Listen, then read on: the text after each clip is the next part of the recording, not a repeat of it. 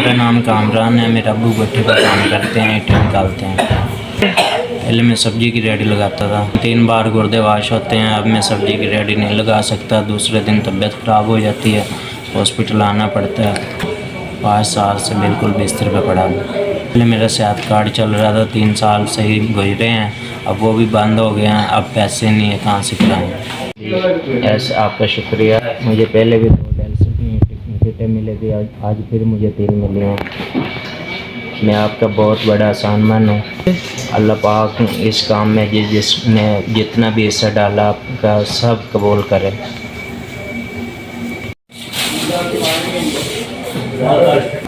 मेरा नाम सादिया है। मेरे हस्बैंड कुछ नहीं करते, सारा दिन घर पे मेरे साथ ही रहते हैं। कभी कभार है जब कभी दिहाड़ी लग जाए, वरना मेरी तबीयत ठीक नहीं रहती।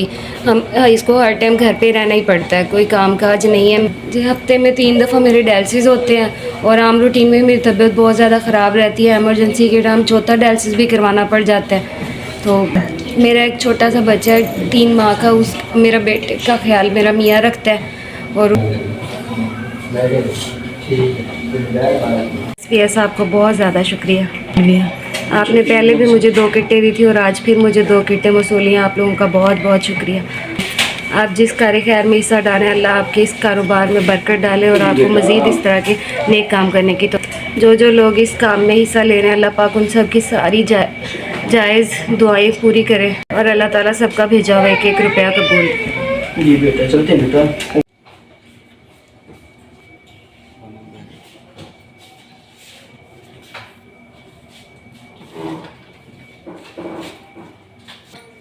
लास्ट टाइम पे जब आप आए थे, मेरे घर के 3 पेशेंट थे, भाई साबिर और बजी अस्मा और मेरी बेगम सना मुजाहिद।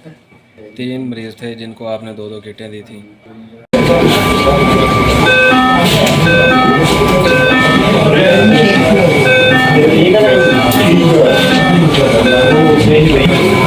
जी, मेरा नाम साबिर है। हफ्ते में 2 दफ़ा डायलिसिस होते हैं। मेरा नाम अस्मा है। मेरे हफ्ते में 2 दफ़ा डायलिसिस होता है। मेरा नाम सना है। मेरे हफ्ते में 2 बार डायलिसिस होता है।